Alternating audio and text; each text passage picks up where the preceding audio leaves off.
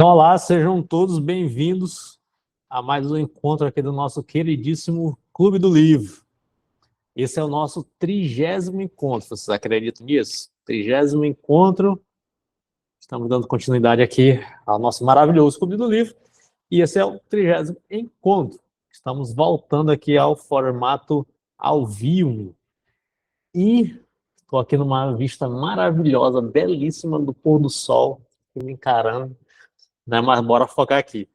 Voltando então a esse formato ao vivo, a ideia é a gente fazer agora semanal e vou engajar. Né? Isso daqui é uma promessa, é uma meta de ano, de começo de ano, e eu vou engajar nos nossos encontros ao vivo aqui. Então já saiba, né, que toda sexta-feira, às 18 horas, né, se não surgir nenhum imprevisto, nenhuma eventualidade, então estaremos aqui ao vivo e online neste queridíssimo Clube do Livro. E eu estou fazendo isso por qual razão? Antes da gente começar aqui a falar o conteúdo, eu estou fazendo isso por qual razão? Eu coloquei lá no Instagram, numa sequência de stories, eu coloquei, até foi um desabafo, né?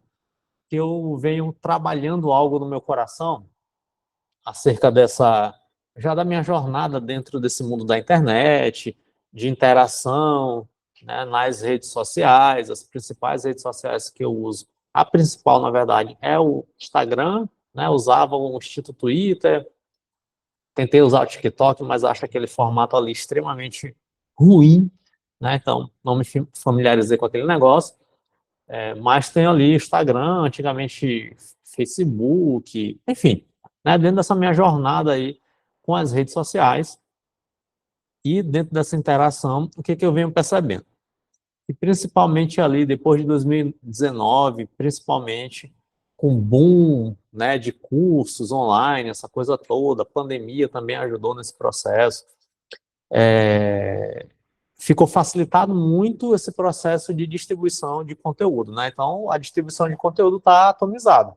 Hoje em dia, se você quer aprender, velho, eu quero aprender a apertar um parafuso de uma torneira, um quarto, de um registro de um apartamento de 70 metros quadrados. Eu vou lá, pesquiso na internet e eu acho o curso online para aquele negócio. E o curso vai me ensinar a fazer aquele negócio, ainda vai me ajudar a ganhar dinheiro fazendo aquele negócio. Né? Então, a gente tem, hoje, para tudo a gente tem um curso. Né? Então, antigamente, se a gente perguntava para uma pessoa como fazer, ia descobrir meio que na tora, pesquisar na enciclopédia, né? A gente ia fazer todo esse movimento, hoje a gente tem, então, as ferramentas dos cursos online para poder trabalhar esse tipo de conteúdo e esse tipo de ensinamento. Né? Então, a gente tem isso disponível e, naturalmente, o que isso gerou? Gerou uma acomodação. Por um lado, tem uma facilidade, por outro lado, tem um viés de acomodação, né? E também de banalização. Então, são duas coisas que acabam acontecendo. Eu me acomodo, porque eu adquiro um curso, e esse curso, então, ele é vitalício. Eu tenho um acesso para o resto da vida. Então, ele é vitalício. E, por outro lado, tem uma banalização. Né? Se eu posso assistir qualquer hora, então, sei lá, não vou valorizar tanto assim esse negócio. E acaba que gera esse movimento de banalização, mais, né, essa negligência em relação àquilo que está sendo acessado e aquilo que está sendo investido, inclusive. Né? Muitas vezes você compra o curso e não faz. Né? Eu já fiz isso, né? Eu já comprei cursos que eu abandonei, eu deixei de mão. Comecei a fazer, deixei de mão. Todo mundo aqui, eu acho que já tem, nessa altura do campeonato, todo mundo aqui já tem este tipo de experiência. Né? Então, todo mundo aqui, acho que já tem esse tipo de experiência. Né?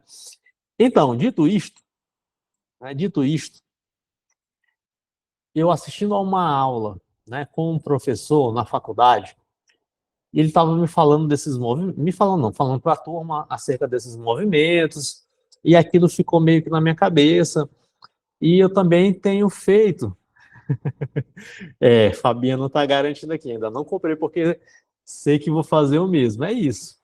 Né? Então a gente tem esses movimentos, né? Atualmente a gente tem isso. Eu, inclusive, uma vez eu comprei uma mentoria Cara, velho, até hoje minha esposa joga isso na minha cara. Rapaz, como é que tu comprou esse negócio e tu não fez, né? E aí, na época também, ela nem queria que eu comprar, porque foi um investimento alto. E eu larguei de mão. Tipo assim, eram 6 meses de mentoria e eu fiz, tipo, 4 semanas. Horrível, né? Mas, enfim, né? Então, dentro desse movimento, então a gente tem a facilitação, essa coisa toda, e a gente fica meio que disperso. E aí, eu assistindo essa aula, e além dessa aula, eu tenho feito uma mentoria filosófica, né? Então, às sextas-feiras eu tenho feito uma mentoria, né? Estou com um mentor, e a gente está trabalhando um livro, que está até aqui, ó, que é Filosofia Antiga, né? Esse livrinho aqui do Pierre Hadot, e a gente está tentando entender, né, o que é filosofar a partir da filosofia clássica, né? A gente está aqui. E aí surgiu uma provocação, né? Surgiu uma provocação que é justamente a provocação de valorizar esse tipo de interação aqui, em detrimento de aulas gravadas, né? Em detrimento de encontros gravados.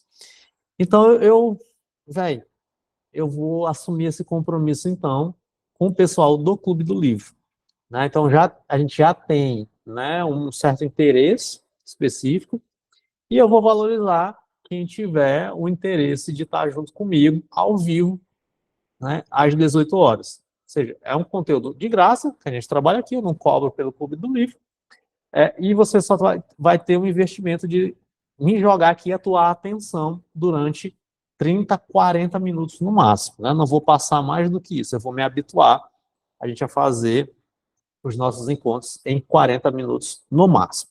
Bom, então, dada essa motivação de valorizar os encontros a partir dessa perspectiva mais pessoal mesmo, e diminuindo aí a possibilidade da pessoa assistir depois, assistir quando der e nunca assiste, então a gente vai fazer os nossos encontros sempre ao vivo e com o passar do tempo, né, eu vou só finalizar este livro que a gente está trabalhando agora, o próximo livro eu não vou deixar nada gravado, tá bom? Não vou deixar nada gravado. Então perdeu o encontro, perdeu, já era, bola para frente, a gente vai tocando desta maneira, tá bom? Então esses daqui eu ainda vou deixar gravado e vou disponibilizar a gravação. A partir do próximo livro eu vou só gravar, né, mas eu não vou disponibilizar a gravação. Então vamos lá. Deixa eu pegar aqui o nosso livrinho, que é um livro muito bom, na verdade, né? Então, não sei se você já leu, se você ainda não leu, leia, tá lá na descrição do grupo, ou compre o livro, né? Não lembro o valor do livro agora, mas compre o livro. E no YouTube lá gravado, então a gente tem uma leitura comentada do prólogo, que é um dos prólogos mais bonitos que eu já li na minha vida, de verdade, né? Como eu falei lá nos vídeos que eu gravei, não sei se você já assistiu, se ainda não assistiu, assista. E ele é um prólogo bem curto, né? São 2 páginas e o começo de uma terceira só, mas aqui ele faz um resumão geral da natureza humana. Então é um prólogo bem bonito e por isso eu resolvi fazê-lo de maneira comentada, numa leitura mais espaçada. Então, hoje, a gente vai começar aqui o capítulo primeiro, né, o capítulo primeiro. Lembrando que o nosso livro Demian, ele é um romance de formação, é um romance de formação. Então, o que é um romance de formação? É um romance em que o personagem principal está trabalhando o seu processo de maturidade, de amadurecimento, de formação de personalidade. Então, a gente está trabalhando, a gente vai aprender aqui, durante a leitura desse livro, esse processo de amadurecimento, né, esse processo de formação de personalidade. Então, este, né, é o pano de fundo da leitura aqui do nosso livrinho. Fora que é um livro fantástico. Enquanto eu estava lendo, eu tive assim, vários insights, lembranças de quando eu era adolescente, né, de algumas crises. Nossa, velho, muito bacana. Então, vamos lá. Capítulo primeiro, né? Então, eu vou destacar, a partir desse encontro aqui, eu vou destacar alguns pontos importantes que eu percebi, e vou comentar esses pontos importantes. Você pode ter percebido outros pontos que fizeram sentido para você, e tudo bem, tranquilo. Leitura é isso mesmo. eu vou tentar dar um panorama geral do capítulo e vou comentar um ponto que chamou a minha atenção. Como eu já li tem um tempo, eu não sei se eu vou conseguir dar um panorama geral do capítulo, mas eu vou trazer aqui o ponto que chamou a minha atenção, porque sempre anoto, né? Mas então a gente tem esse contexto aqui do Emil Sinclair no prólogo, falando que ele vai precisar voltar e tudo mais, e ele já começa no capítulo 1º, voltando à sua infância. Não sei se você leu, mas se você leu no capítulo 1º, ele começa o texto falando isso. Ele volta, né? Volta lá na infância dele, em que ele vai nos narrar uma experiência. E ele narra uma experiência psicológica, depois ele narra uma experiência existencial. E essas duas vão se intercruzar. A experiência psicológica é a seguinte: no final do primeiro parágrafo tem uma frase que caracteriza, que ilustra muito bem essa experiência psicológica, que é a seguinte: dois mundos diversos ali se confundiam. O dia e a noite pareciam provir de polos distintos. E o título do capítulo é Dois Mundos. Então, o Emil Sinclair ele vai começar a localizar a gente nesta dinâmica de dois mundos, ou seja, a casa dos pais, um ambiente seguro, né, um ambiente claro, limpo, belo, ordenado, né? Então, a gente tem essa dinâmica psíquica, essa descrição estética do mundo da casa dos pais, né? Então, ele criança, 9 anos, então ele tem esse ambiente seguro que é a casa dos pais.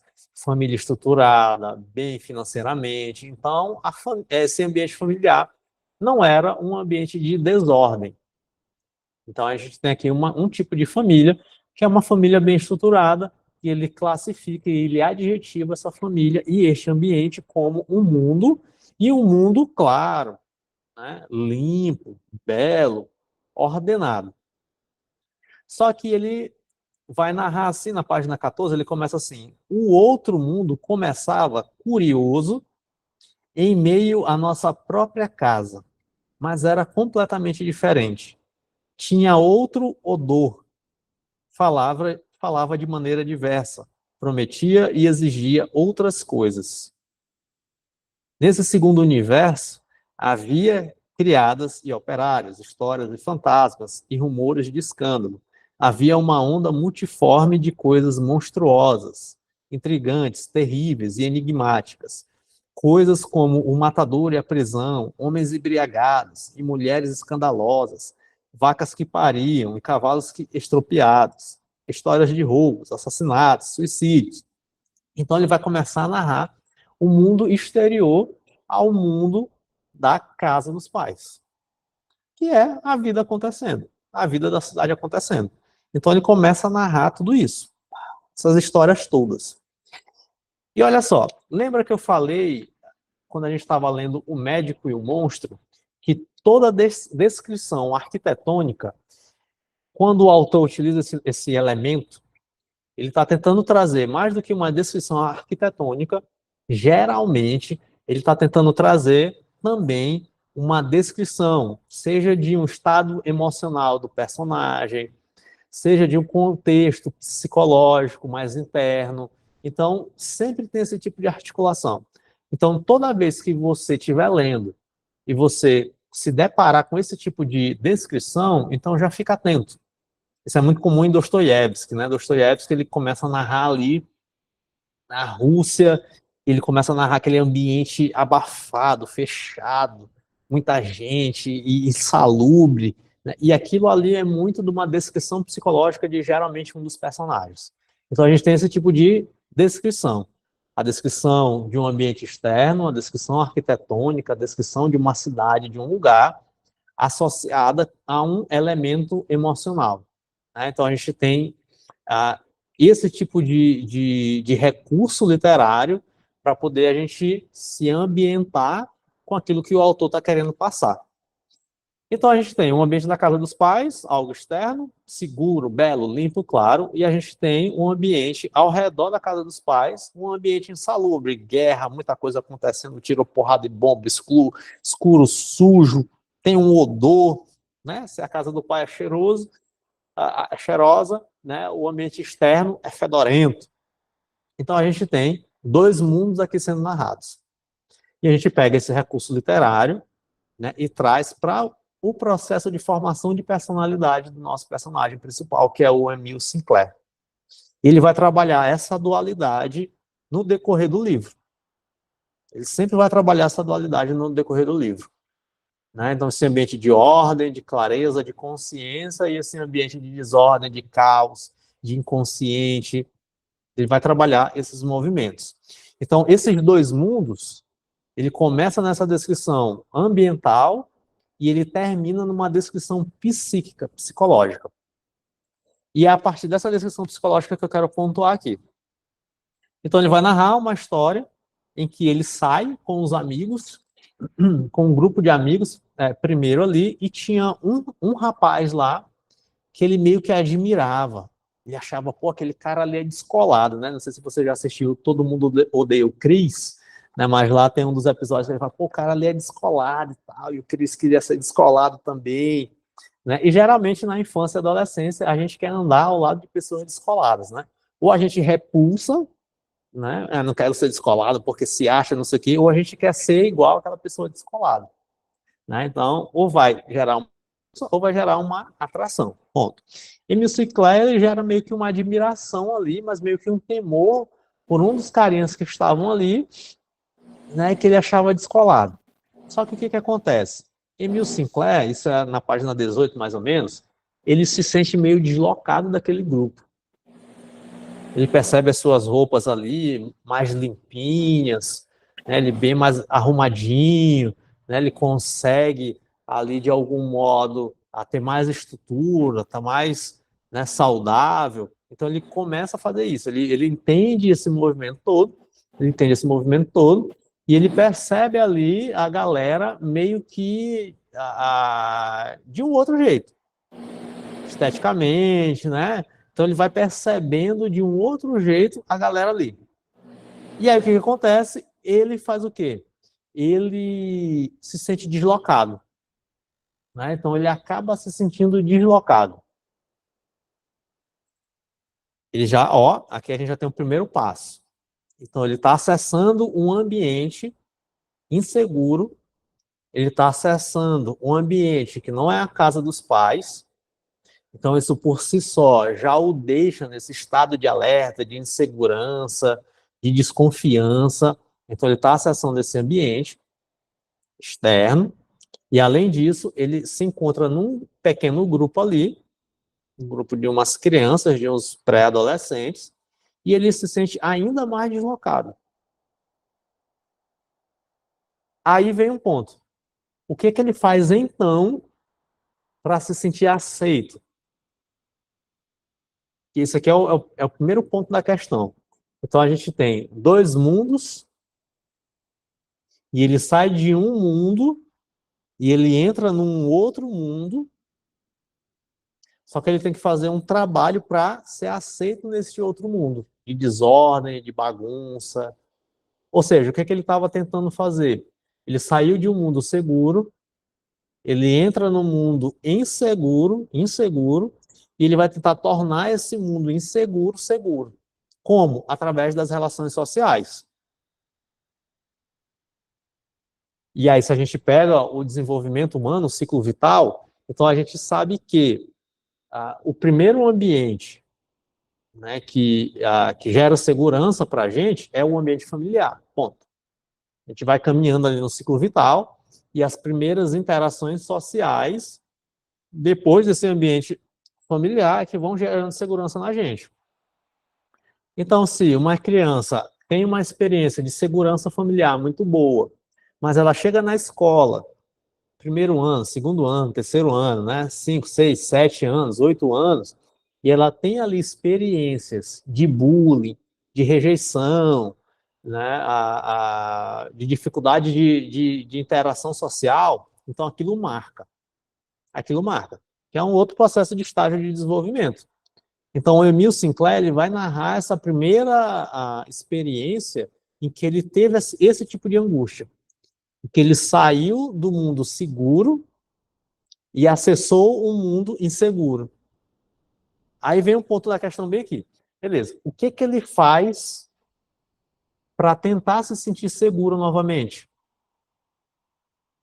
Então ele começa a mapear a situação e eles estavam contando histórias daquilo que eles estavam fazendo e pá, não sei o quê. E aí esse personagem que Emil Sinclair admira, ele conta uma história e o Emil Sinclair, então, ele começa a contar uma mentira.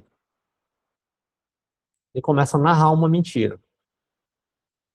E aí, a partir dessa mentira, ele tem ali um processo que meio que de autoafirmação, e então ele é integrado ao grupo. O grupo passa a olhar para ele. E geralmente, o que que o homem, né? O que que o homem faz? Ele vai contar alguma coisa que ele fez, que testou ali a sua virilidade, né? A sua masculinidade. E aí o Emil Sinclair ele vai dizer que ele roubou, velho, eu roubei uma parada ali e tal, não sei o quê. Aí a galera começa a olhar para ele. Foi mesmo, velho, tu roubou? Foi, eu roubei, cara, roubei e tal, e foi assim, pá. Aí todo mundo vai olhando para ele e ele vai se empolgando ali naquela mentira, né? E aqui na página 19 ele diz isso. Acabara por entusiasmar-me com minha própria mentira, deixando-me arrastar pela imaginação. Né? Então ele se empolga, e aí começa a contar, e a galera, velho, isso é verdade? Claro que é, claro que é. Então ele faz um movimento para ser aceito. Ponto. Ele faz um movimento para ser aceito. E aqui vem para a nossa aplicação. O Emil Sinclair era um jovem ali, e eu acho que até tudo bem ele contar uma mentirinha para ser aceito. Porque ser rejeitado por um grupo é uma experiência angustiante e central para uma criança e até para um adolescente que ainda está medindo ali forças, tentando ser aceito. Então, até que vai uma criança que já não tem ainda uma consciência muito do que é certo e do que é errado, né? Ainda vai uma criança contar uma mentira para ser aceita. Ainda vai.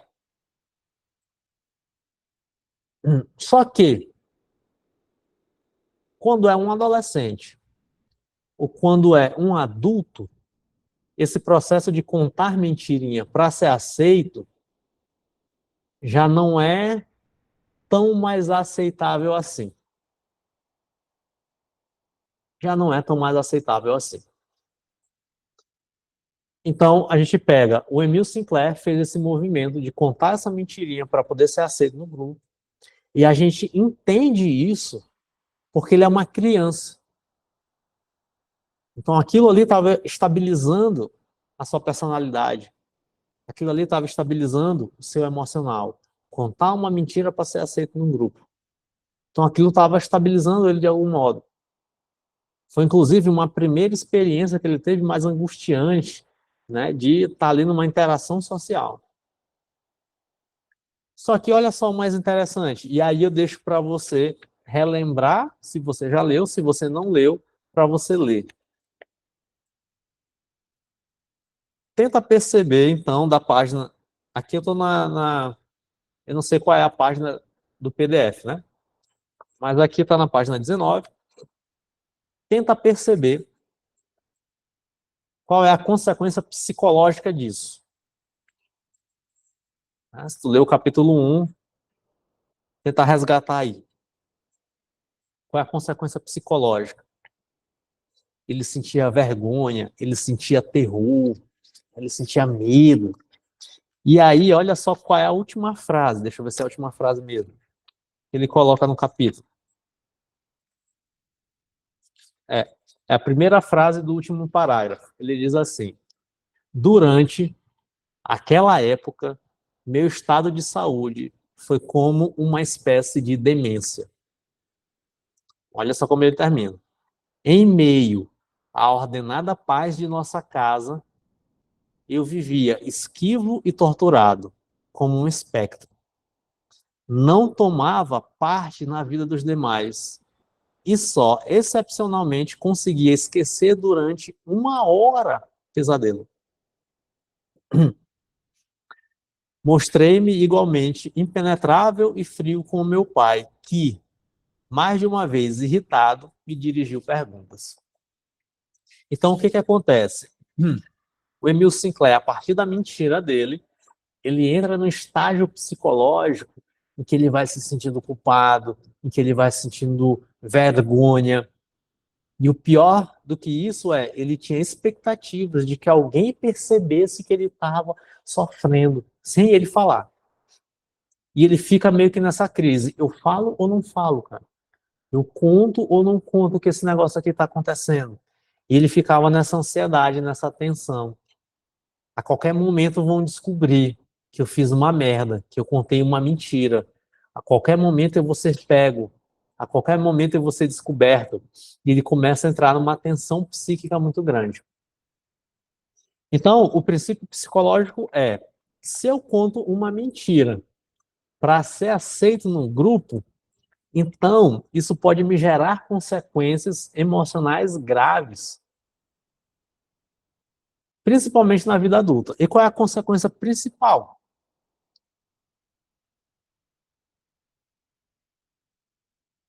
A consequência principal de um adulto é ele não ser quem ele é. Então, essa é a consequência principal na vida adulta. Então, se ele vai mentir, se ele vai contar uma mentira para ser o tempo todo aceito, então ele vai estar o tempo todo mentindo. Só que essa mentira, ela vai fragilizar a sua autenticidade. Fragiliza a autenticidade. Ao ponto de, em estados, né, mais agudos desse movimento, a pessoa de verdade viver uma espécie de demência. Olha só que legal. Legal assim, né? A descrição que ele faz, não esse processo todo.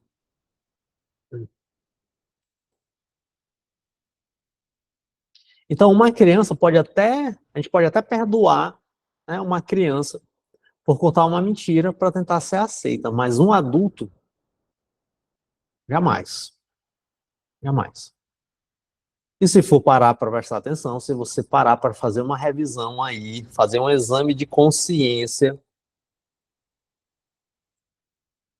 de repente você conta muita mentira para ser aceito. Então, que mentiras você tem contado para ser aceito? Hum? Geralmente a gente conta mentira. Ah, velho, alguém me convida para um aniversário, eu não quero ir.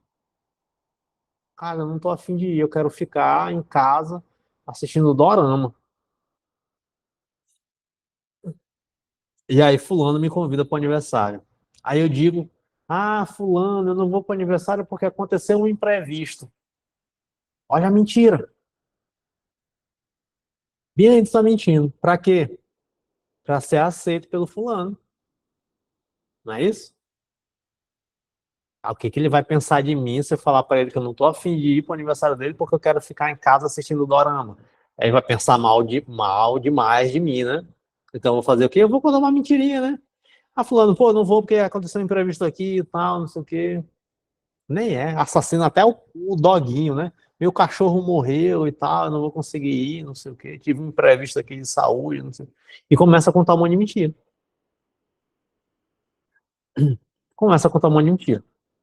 Então, uma criança contando uma mentira para ser aceita, ok. Agora, um adulto. Então, muitas vezes as nossas vidas estão cheias de nó, estão complicadas, embaraçadas, porque a gente conta um monte de mentira e a gente não presta atenção nessas mentiras. E muitas mentiras que a gente conta é por medo de não ser aceito. É por medo de não ser aceito. Eu vou contar uma mentira aqui, porque o que a pessoa vai pensar de mim? O que ela vai achar de mim se eu falar a verdade? Então, eu conto uma mentira. Para aliviar essa angústia, eu conto uma mentira. Então, em vez de eu contar uma verdade, eu acabo contando uma mentira. Então, a aplicação do capítulo 1 para a gente é não mentir. Não mentir.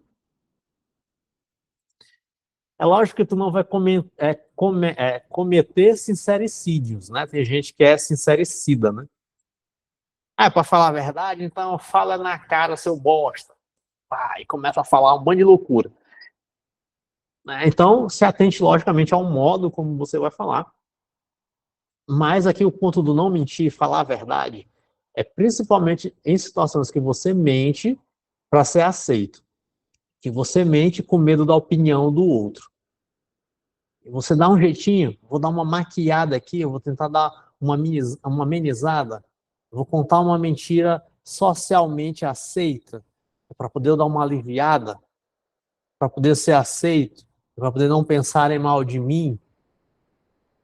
Então, se você faz esse tipo de comportamento, se você tem esse tipo de comportamento, então o exercício para a nossa semana, porque semana que vem nos encontraremos novamente aqui, então o exercício para esta semana é este: não mentir.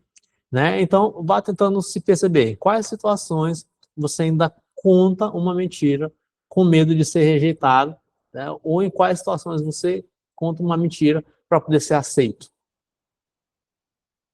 Então, a primeira coisa é, e Emil Sinclair, então, no seu processo de formação de personalidade, ele já recebeu essa bomba como desafio. Ele já recebeu essa bomba como desafio. Se eu mentir, eu vou me sentir como se eu tivesse ali num estado, uma espécie de demência. E essa sensação psíquica eu não quero passar. Eu não quero passar. Então, toda vez que eu estiver num mundo ansioso, num mundo inseguro para mim, será se eu vou contar a verdade? O que eu vou fazer para ser aceito? O que eu vou fazer para transformar esse mundo inseguro em um mundo seguro? O que eu vou fazer? Quais são os meus movimentos? Quais são os meus comportamentos? Então, o que eu faço para tornar aquele mundo inseguro seguro? Então, tenta fazer esse exercício durante a semana e aí, próxima semana, a gente continua a leitura deste livrinho maravilhoso. Alguém quer comentar alguma coisa? Lembra do capítulo? Quer falar? Pode abrir o microfone e mandar mensagem aí. Agora eu estou ouvindo.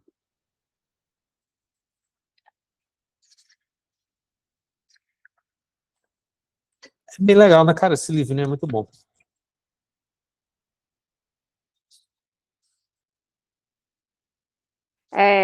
Olá, boa noite. E aí, Fabiana, beleza? Beleza. Eu fiquei pensando, Otton, sobre essa dinâmica dos nossos filhos estarem num lugar seguro dentro de casa e ir para a sociedade.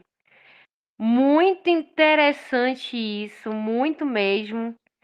Como eu olhar agora materno, fiquei me colocando no lugar dela. Lembro uma fala da minha filha que ela falou assim: "Vocês sempre me propuseram assim um bom lugar, né, um lugar sadio, a senhora e o meu pai, mas as pessoas lá de fora foram difíceis comigo, foram duras e me machucaram. Meu machucado não foi dentro de casa, meu machucado foi lá fora". E super interessante essa colocação, sabe? Super coloca, porque eu ouvi a fala da minha filha. Então a gente precisa ter muito cuidado e com os nossos filhos nessa transição quando eles estão indo para a vida. Não colocar eles numa redoma de vidro, mas perceber que vai ser muito difícil, que vai ter pessoas muito ruins. E eu acredito que eu fiz um exercício, eu e meu esposo, que aqui em casa fosse o lugar mais seguro. E eu acho que eu esqueci um pouco de dizer, olha, lá fora vai ser terrível, vai ser duro, vai ser muito difícil. Alertava para algumas coisas, mas eu acho que eu estava muito mais querendo propor uma família equilibrada, que estava no meu alcance e que eu poderia também orientar, que a vida lá fora é muito difícil, né? Então, eu tive um impacto assim na leitura dele falando sobre isso, né?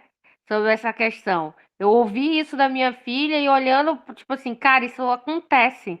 Porque quando a gente tá passando, a gente não se percebe. Uma vez você falou algo que chamou muito a minha atenção, que você só consegue administrar certas coisas depois que você passa, e isso acontece muito comigo. Cara, depois que eu passei isso, e aí a gente se refaz, né? Assim, tipo assim, no aprendizado, no internalizar o que a gente passou e o que a gente aprendeu. Então, eu quero dizer que isso é muito real mesmo, muito real. Ele foi mentir, né? Outros ficam com marcas, né? Outros ficam elaborando por muito tempo aquela situação, né? O quanto é difícil aquelas palavras duras, né? De você estar dentro de um grupo que vai. E aí, quando você tem ainda uma neurodivergência, isso ainda fica pior, mais gritante. Então, cara, Uhum. muito atual mesmo. Eu leio algumas literaturas que tu traz, né, que são antigas, e eu digo, meu Deus, como tem atualidade nisso, né?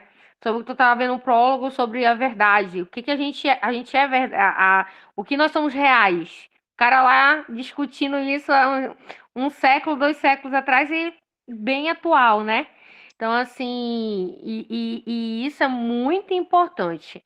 A fala dele, a questão da mentira, eu acho assim que a gente pode também discutir que as pessoas não querem que você seja verdadeiro. Eu ia até colocar isso aí, eu ia escrever. Quando você fala a verdade, as pessoas preferiam que você estivesse mentindo, porque a verdade, ela fere muitas das vezes. Lógico que você tem que saber como falar, como você colocou tudo, mas hoje a gente vive numa ilusão tão grande que quando você fala, quando você é transparente, você às vezes é tirado assim, excluído também, né? No ambiente do seu trabalho. Eu lembro que meu marido chegou ontem e falou assim: eu cheguei lá com um rapaz e esclareci o que ele estava fazendo de errado. E ele agradeceu, porque poucas pessoas chegam para falar: olha, isso aqui tá errado, vamos melhorar isso aqui, né? Então eu estava conversando isso com a minha filha também, que eu falei que Provérbios fala que as feridas sinceras elas vão trazer vida de quem você ama. Então, muitas das vezes hoje a gente não quer ferir por amor mais. A gente fica só apaziguando as pessoas, encobrindo o amor. Né? Então, assim, a gente tem essa questão também que muitas pessoas criam uma ilusão, criam uma mentira para se afirmar numa sociedade que é mentirosa também, porque aquilo que ele estava também, ele tem que entender que aquilo que ele estava numa farsa ali, né? E aquelas pessoas que estavam ali também poderiam estar também na mesma farsa, na mesma demência, que geralmente estão, e entender também que as pessoas muitas das vezes não querem que a gente fale a verdade. Querem que a gente fique ou calados ou que a gente nutra a própria mentira delas. E isso é muito importante a gente se perceber. Mas eu gostei muito dessa parte de que ele fala dessa experiência que ele teve fora de casa. E como essa Uhum. experiência foi difícil para ele e como ele teve que se colocar máscaras para estar ali, né? E as pessoas são duras realmente. Às vezes a gente tem um lar assim, que é o lugar que é para ser realmente um lugar de abrigo, mas a gente tem que entender também que lá fora vai ser cruel também. Então é isso que eu queria analisar junto aqui. Gosto desse formato, eu acho que esse formato é muito bom. Eu acho que esse formato é um formato que a gente sai muito do campo também da tela, sem interação, né? Só Aham. de consumir. E muito obrigada por cada livro que você traz, cada reflexão que você traz, que no fundo sempre fica algo pra gente, sempre fica algo pra gente pensar, pra gente ver que é a vida acontecendo, que é a vida acontecendo desde 1800 e pouco, e só se reproduz, nada muda. Não há nada novo embaixo do céu. É verdade. Obrigado, Fabiana. Show de bola. E aí, o que que acontece? Ó?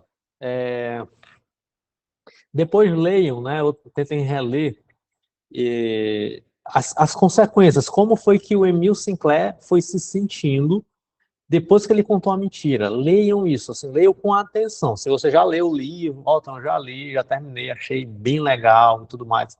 Leia de novo e leia com atenção.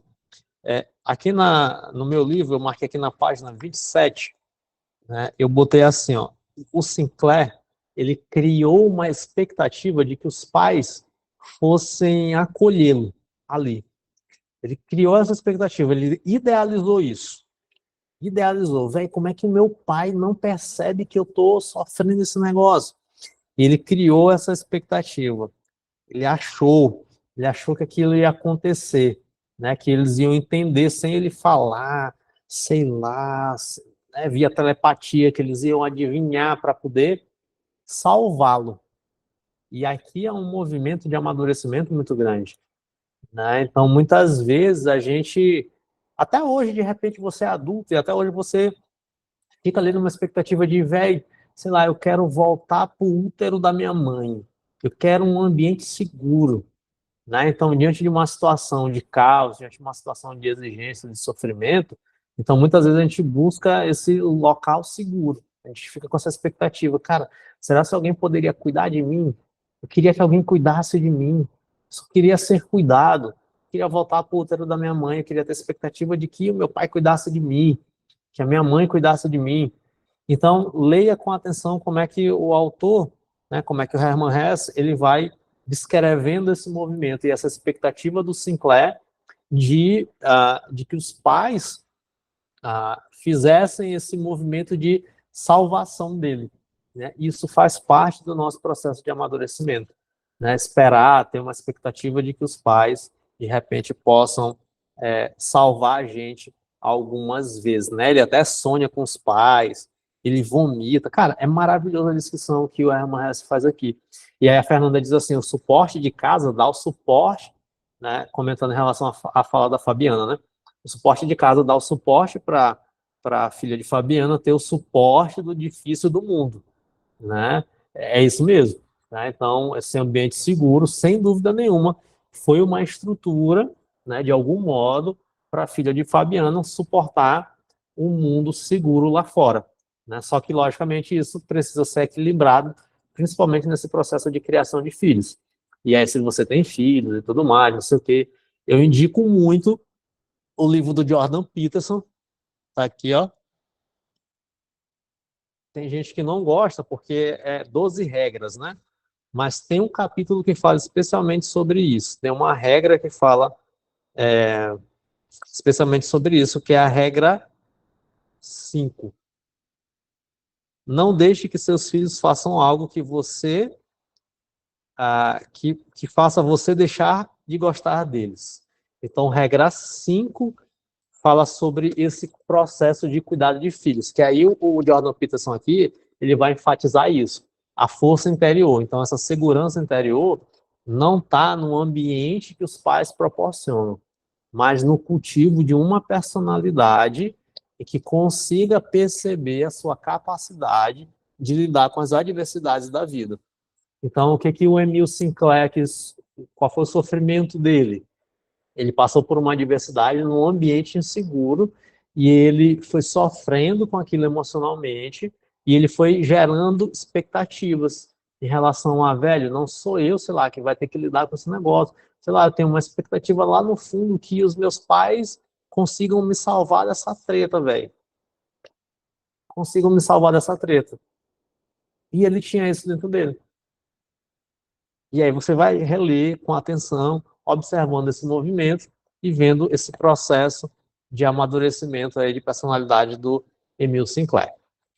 Beleza, show de bola, né? Então, obrigado pela participação de todos. 10 para as 7. Então, próxima semana a gente se encontra novamente e a gente vai fazendo esse formato aqui que é bem legal, tá bom? Beijinhos, tchau, tchau. Até a próxima semana. Vou encerrar aqui. Tchau.